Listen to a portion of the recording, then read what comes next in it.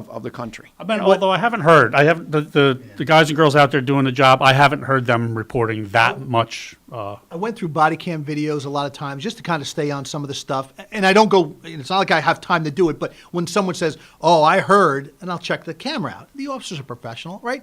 There's that dialogue back and forth, and sometimes the cops get they're rubbed the wrong way, right? Someone says, "Don't you have anything better to do? There's drug dealers out there, and why aren't you stopping these shootings?" And so there's that, and the officer's like, "Wait a minute. Hold on a second. I'm just doing my job," right? So, but cops, for the most part, and I'll give you a quick example. When an officer teaches at a local academy or in-service training, we usually have evaluations that get submitted. So a class of 25 students, an officer says, "Hey, listen, at the end of this, the director is going to give you evaluations. Please fill them out. Be honest. I can only improve my skill set if I know what I did wrong." 25 evaluations come back, 24 of them.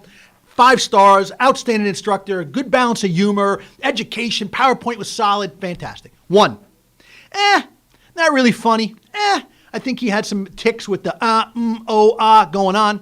That's the one. That's the one the cop leaves the day with. That will keep with that officer the rest of the one. Not the 24 that were solid, that one. That's what they carry home with. That's true in anything, though. But isn't it? Yeah. Right? So you got to be able to shrug it off, and it's difficult because because for the most part, first responders, cops, ambulance, firefighters, we are community minded. We want to help. And when someone says, "You really didn't help me," that just doesn't sit well. That doesn't sit well, right? Yeah, it doesn't sit well. The more one is committed, the more one is dedicated, Yes. the worse it is to let go of it. And especially bringing, you mentioned it, that's what they bring home with. Not being able to release that. And that's unfortunate. That is unfortunate. So Dan's been on the phone for quite a We while. didn't get a caller yet today either. No, we did not get a. You're all get a scared to call call in. They don't want to say anything about canine units. I think Supervisor McKenna left us.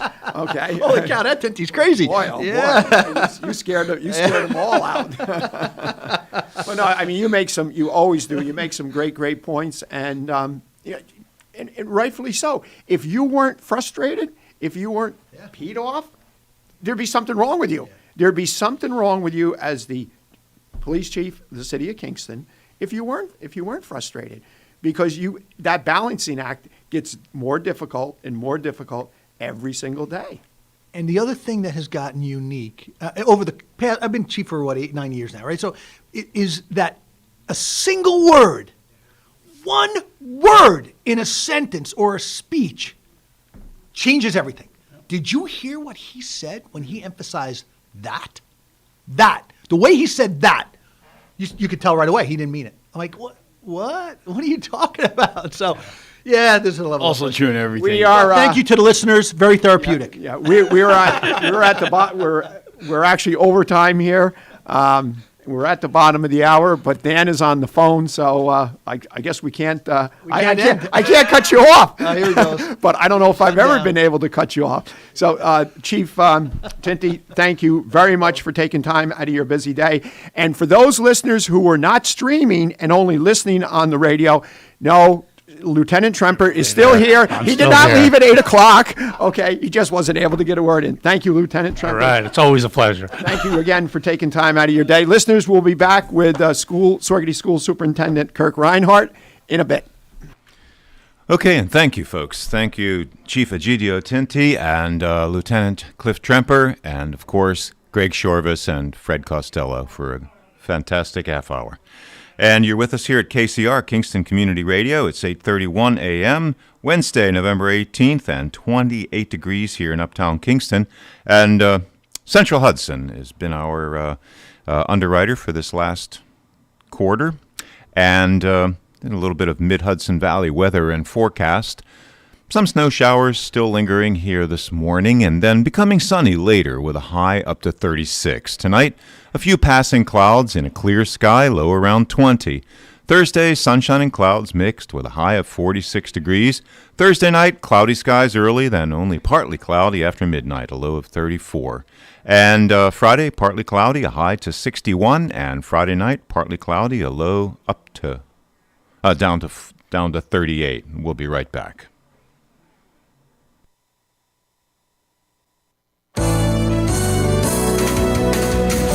listening to Kingston Community Radio on WGHQ Kingston. On your radio at 920 AM and 92.5 FM. And also online at mykcr.org. Just don't. If you see a low-hanging or downed wire, don't touch it. Don't move it. Don't go near it. Don't drive over it. It may be a power line carrying an electric current strong enough to kill. But here's what to do.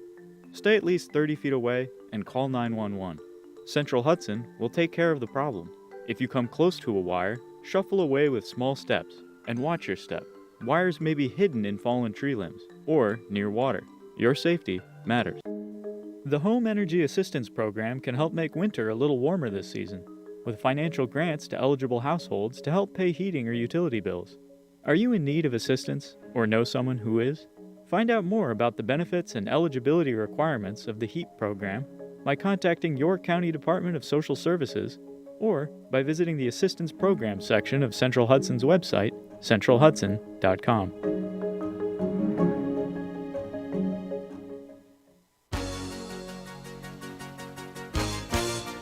Hi, this is Cameron Rylance from Kingston, and I support Kingston Community Radio because it's informative.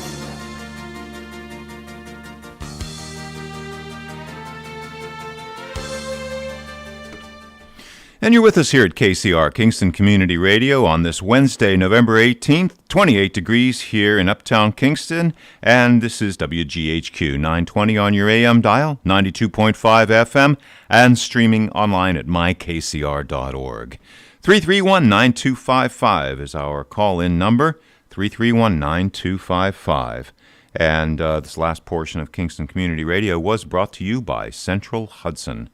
And let's get back to the on-air studio for our last quarter of Super Wednesdays. Welcome back. Thank you, Dan Gatiss, and welcome back, listeners who have been with us.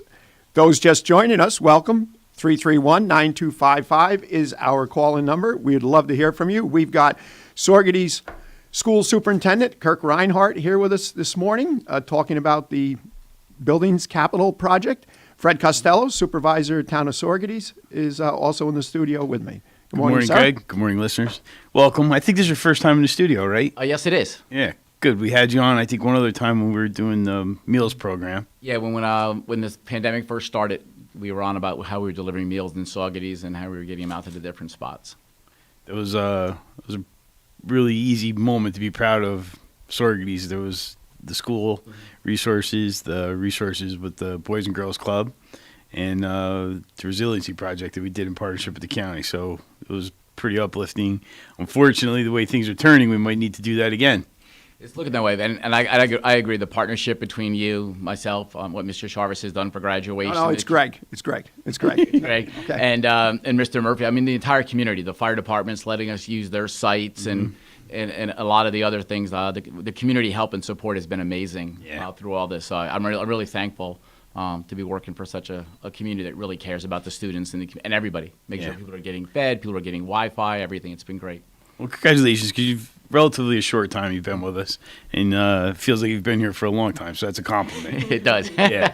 Obviously, I didn't know you when you came on board, but I just think you've done an exceptional job, and I'm glad you're joining us here, and I'm glad to see you're the guest speaker at the chamber meeting virtually this evening. You know, I think you're going to speak at the town board meeting, too. Yes. Yeah, you have That's a full right. day. Yeah. Whoa, boy, you do have a... 5:30, we do our diversity meeting, and then 6:30, I'm with the Chamber of Commerce, and at 7 o'clock... Be with us on the town board. Okay. My goal is to, when I talk about the capital project, is to make sure the communication is out there, to make sure people understand why we're doing it now, the cost, the effect on taxes. I want to be transparent. I mean, since I came to the district, my goal has been to be visible, and I have an open door policy. If you have a question, you have a concern, reach out to me or someone on my staff, and we'll get the answer to you. See, and that's the one thing.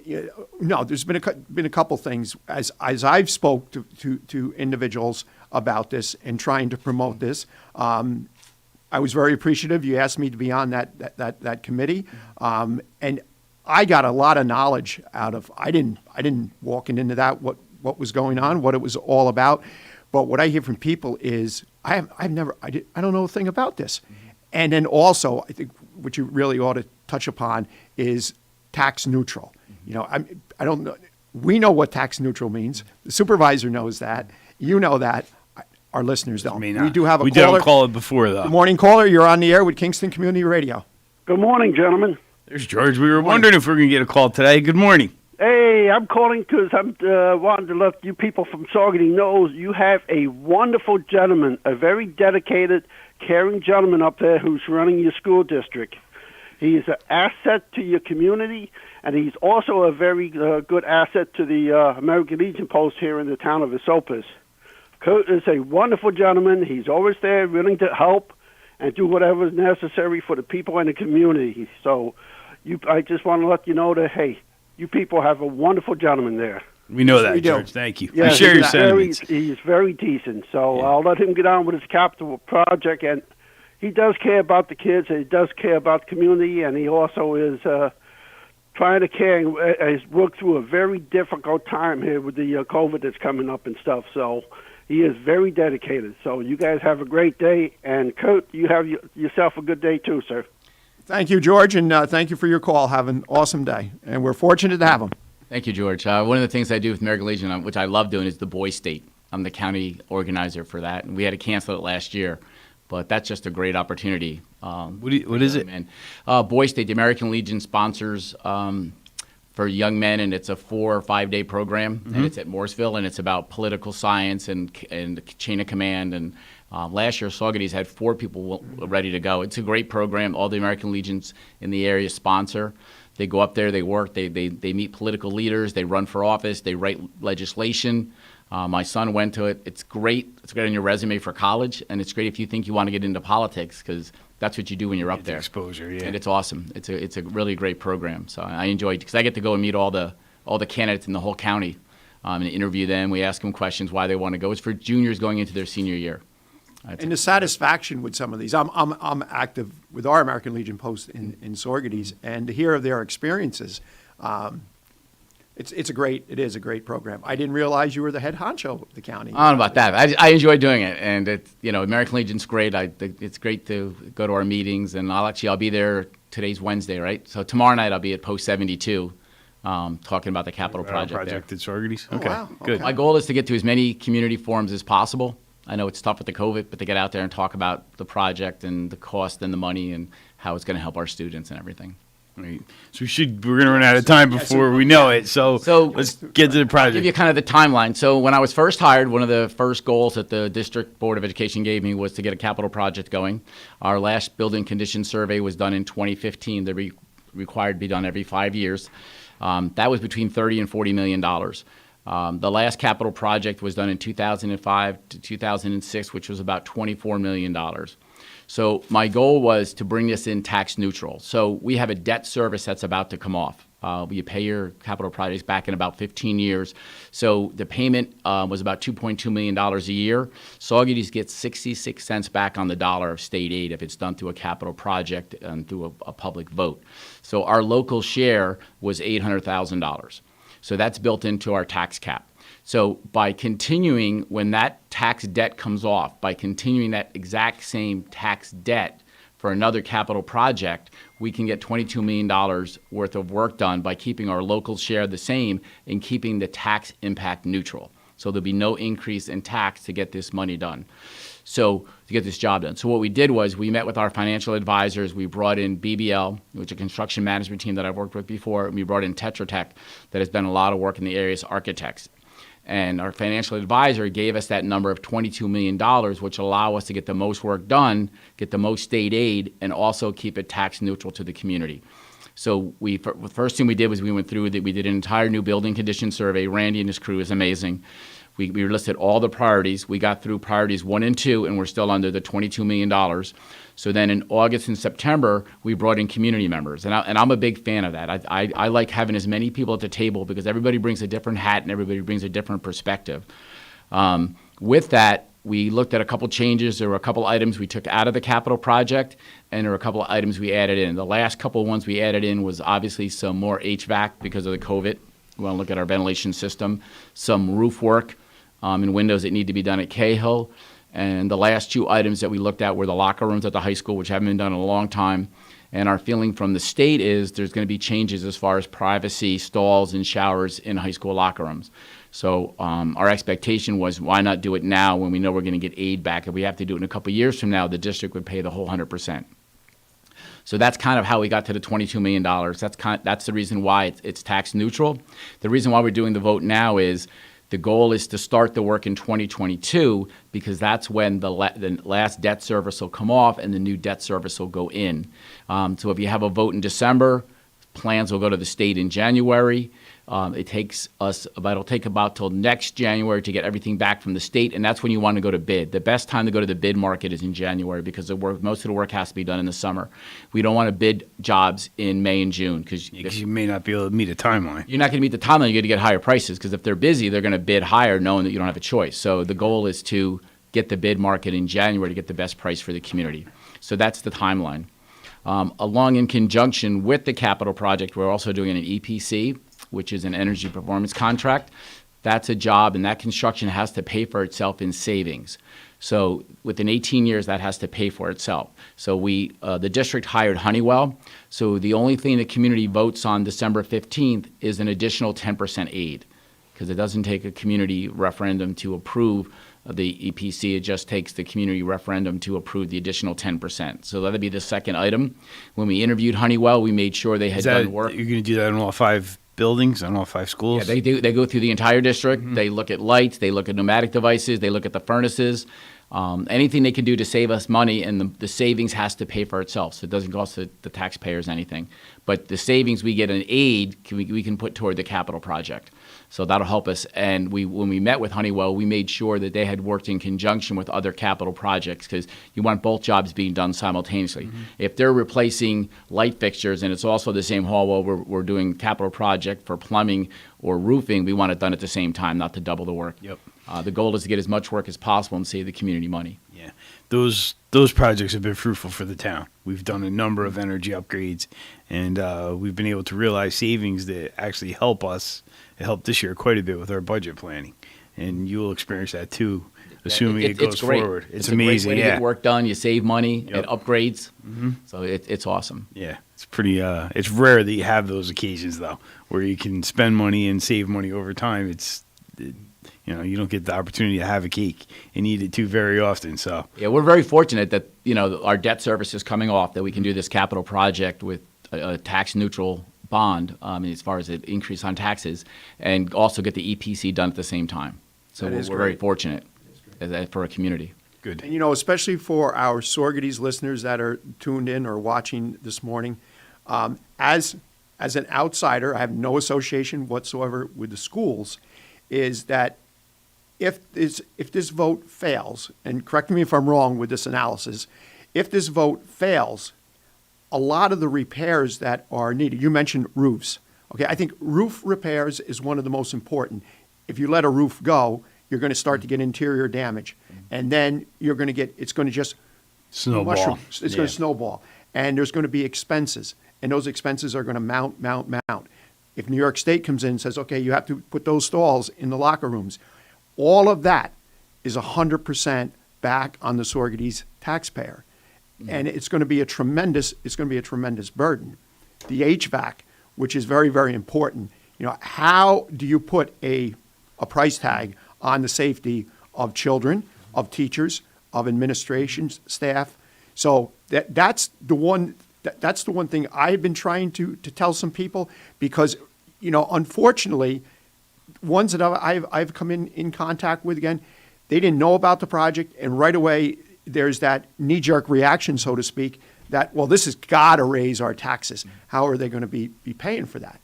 So it's very, very important, again, an outsider not being associated with the school, that our residents get out, make sure you vote on this, and it's going to be of huge benefit, not only short-term, but long-term. You mentioned over 18 years. And what you were talking about, safety, which I agree. Before I even started my first day on the job, I went up and I visited all the schools. And one of the first points that was brought to my attention was the safety in the buildings, especially when you look at Morris and Mount Marion that are, a little bit further out. So within the capital project are safety vestibules in all the buildings. a double layer door set when you walk in, where you get buzzed into the first set and you get buzzed into the second. So for as far as safety, that's an amazing asset that's going to be built into this project as well. If you look at the scope of work, this is work that needs to be done. And like you were saying, if we don't do it through a capital project where we get the aid and we have to do it out of the general fund, we're not going to get that aid ratio back. And it's going to cost us more money. And if it's down the road with escalation and everything, the price will go up as well. Christine just reminded me that I'm also having a community forum on December 1st. That'll be a Zoom. That'll be a live interaction one. And that'll be from 6 to 8 as well. For And anybody. in that, you're basically going to share a lot of what you shared on several of the meetings. We had the virtual meetings with the committee. Yes, sir. Okay. Because I couldn't believe the amount of work that was needed in the buildings. And, you know, when you said it's been 2005 since the last capital project, that's 15 years ago. And by the time this one starts, it's 17 years ago. It just doesn't seem possible. It doesn't seem like it was It does that. go by really It does. quickly. Well, if you get a chance, go on the website, and if you look at the photos, Christine did an amazing job, and Randy, and when they went around, and if you see the work, I mean, this is work that if this was your home, you would want to do, because one of the biggest investments a community makes is in their schools. I mean, the infrastructure of the school is so important. And like you said, a safe environment for staff and students is so important. We know that. And the amount of savings, energy-wise, with doing all the energy upgrades, that's going to be tremendous. I know what we've experienced doing it in the buildings in Sorgeties that come under town jurisdiction. That's like a little blimp on the radar screen compared to the buildings of Sorgety Central School District. Well, you're right. I mean, we're getting between $2 and $3 million worth of upgrades, and it's paying for itself. I mean, that's just an amazing asset to have with the community. It is extraordinary. It is. Yeah. When you see It's the hard. numbers. But we've done it in so many ways. The LED street lighting, that will pay itself back in 2.5 years. So, in 2022, at some point, we will start to experience the savings, because we had one of the costs to do that project was the stranded value of the fixtures. And now that when we pay that off, we'll experience the savings in energy. So there'll be a relief component in the 2022 budget for the residents who have lighting districts. And the math's pretty incredible that it works. When you see it play out over long, it's amazing how much money. Amazing, yeah. It really is. Well, we've experienced that. You and I have had the conversations. I've commented it at board meetings. Is thankfully we have now these surpluses as a result of our energy costs that have declined tremendously. But yet we've maintained the budget appropriation number, and thankfully we did, because we've experienced about $100,000 in COVID-19 related expenses. Now, you keep hearing right from the very get-go that FEMA, the Category B expenses, where we're going to get reimbursement. But we heard about that in April. We're on Zoom meetings listening to the importance of tracking all this. Haven't heard a thing since. No. So I know. we may not get anything. I'm still hopeful we get some kind of a percentage, but, who knows? I know. Well, I mean, we're sitting the same way. We're buying more sanitizers. We bought more Chromebooks. We're delivering meals. I mean, we're doing it because we know it's the right thing to do. But that impacts your budget as well. Sure. So if people go to the website, they can see the actual improvements that are proposed in the capital project for each school. On the website, there's the scope of work. There's photos from every building. The voting is December 15th from 12 to 9 at all 4 elementary schools. And there's also a link where you can actually send an email question, and we'll get that answer back to you. So if you click onto that link, you can send a question. It's an email. If you have a question about what's being done at this building, or how much is this going to cost, or why did we pick this scope of work over that scope of work, items like that. The goal is to get out as much information and be as clear, as transparent as possible. And you did the 2 priorities that our staff at the school identified, and then you allowed the community to have input on the others, which I think that's a noteworthy thing to have done. Well, what's nice about it is people bring very unique experiences to the table. And it's nice sometimes for people who are not in education to see what we're doing, and it's also great for us to get the reaffirmation back from them. Like when we were talked about, when it came clear to us that Cahill was going to need roof work, everybody in the committee said, well, that's a no-brainer. Yeah. Right. So that and then we had talked about the HVAC. We were talking about ventilation because of COVID. Everybody, I think there was 19 people on the committee. no brainer. And then we brought up the auditorium. I'm like, well, is that a nicety or is that a necessity? And people are like, you know what? That's one of the most important vocal points of a student's career. Parents go there for ceremonies, honor society. That should be done. So it's nice that when you float those ideas and you realize that people are valuing the same thing, we realize these are important. They're not. It's just not teachers and staff members saying this is what has to be done. Mm-hmm. The community is saying, no, this is our building and we want this fixed. Mm-hmm. We have got a caller. Good morning, caller. You're on the air with Kingston Community Radio. Good morning. I would like to talk about some of the repairs in the school. I worked in the classrooms for many years. And one of the things that really is needing repair, I work in Cahill. And there were times when the children went in the classroom in the wintertime there, they had to wear their jackets. Mm-hmm. Because the windows, that you would get the air coming in from them. Mm-hmm. And we used to have to pull the shades down to block that. And sometimes even the heating unit, you would not be getting the heat coming out the way it was supposed to. And it's hard for kids to learn when they're sitting in there and they're cold. Thank you. Everything you just mentioned is on the scope of work. The Cahill heating actually came up because we actually went through all of the fins and they realized that the length of the plumbing inside the fin did not match the metal outside. So there are going to be heating upgrades to Cahill, and there's also going to be window upgrades. The only difference is because of the age of the building, we have to go through SHPO and just make sure that whatever the window frames go in match the architecture of the building. But everything you just mentioned is part of the capital project. Yeah, Thank you. Like I said, it's really, you look out for the safety of the children, and I hope that these things all can be taken care of. I know it's expensive and stuff like that, but we really got to watch out for the children and for the teachers too, So I want to thank you for all your good work you're doing. I had met you once before. I don't know if you remember, you had come to the St. Mary of the Snow Rosary meeting, mm-hmm. and we had met with you, and you answered a lot of questions for us, and everything was very informative, and you're really doing a great job there. So we really appreciate having you on. Well, thank you, Mrs. R. And, we do appreciate you calling. You call just about every week. You're very, very knowledgeable. You put everything in a very, very good perspective. Mm-hmm. You have to agree with that. So just kindly asking that you be the ambassador at the facility where you reside and get the word out. And if any of your individuals that are there that need you're right across the street from Cahill, so you really don't need a ride to the polls. So spread the word that it's a tax neutral. I think that's probably one of the most important keys. Yes, sir. But we do appreciate your call. Thank you again. Okay, take care and have an awesome day. Okay, bye. The Cahill's one of the older schools, I believe, right? Yes. In the district. And there's been a true attempt, and I think a thoughtful attempt to protect the architectural appearance of that building. So doing the windows, obviously you guys have to plan to preserve that as others have in years past. Yes.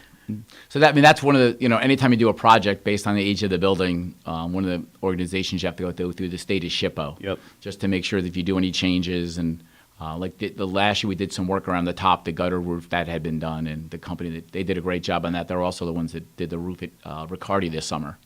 So we were happy to get that roof done. That's the State Organization for Historic Preservation. Yes. Yeah, they and many times when you're doing a project, the planners anticipate that, but some people see it as a problem and a hurdle. But preserving that original architecture is a really important component to making a successful project. And generally, projects that can meet those standards turn out to be a better project overall anyway. I agree. I know my last major project, one of the buildings that we were taking down actually had a lot of, because of who the architect was who had mm-hmm. built the building.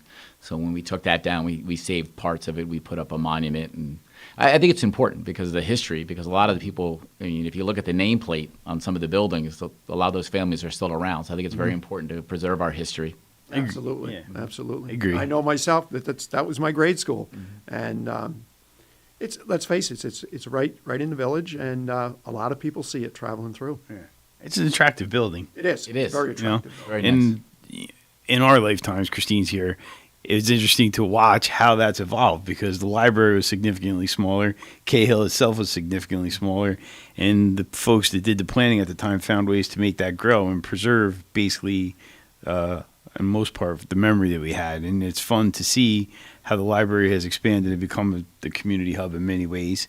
And Cahill just complements that. So it's an interesting thing to have watched evolve. It's great when you can have multiple organizations close to each other and support each other. You see, when you have Cahill, you have the library, you have the Boys and Girls Club around the corner, because it just helps service students, and that's the whole goal. You know, so when you have those community, like we're always on the phone with Dan Whalen, and so when organizations work together and share their assets and their resources, it just helps everybody. It's always about a team effort. And the other thing I thought was great that you did, Christine did, was after every meeting, you got this survey. You got all these questions and the input that was another resource where the committee members had the opportunity. Now you mentioned the public can click on if they have a question or they have a comment. That's very, very, very beneficial. I agree. I mean, I think, my leadership style is, when you come in and everybody sits around the table, everybody takes their hats off. It's one vote, one person, and that's how you get things done. If you come in and you have to be in charge or if you have to be the most powerful person in the room, you're not going to get anything done. You never know whose idea is going to be amazing. So I think that's been our approach with all of this. We're down to our last minute, so just if you want to summarize. And once again, I want to thank you for the opportunity. Saugerties is a great community. They've welcomed me with open arms. It's been amazing. Once again, the budget vote is December 15th. It's tax neutral. We're going to have another forum December 1st, and that'll be a Zoom at 6 o'clock. And if you have any questions, please go to the website. You can look at all the pictures. You can look at the scope of work, and you can also email myself and the rest of the team, and we'll get everything back to you. Thank you very much for this opportunity. Really appreciate it. Thank you for being here. We have to have you back because there's other stuff we could talk about, and it'll be a good show. Yes, we will have you back, and thank you for taking time out of your very, very busy schedule. You'll be hopscotching all over the place, virtually. It's worth it. If it's for the students, it's worth it. Yes. Christine, thank you for joining us here this morning. Fred Costello, Supervisor, Town of Saugerties, thank you. Dan Gatiss, thank you. And most importantly, listeners, thank you very much. We'll be back next Wednesday.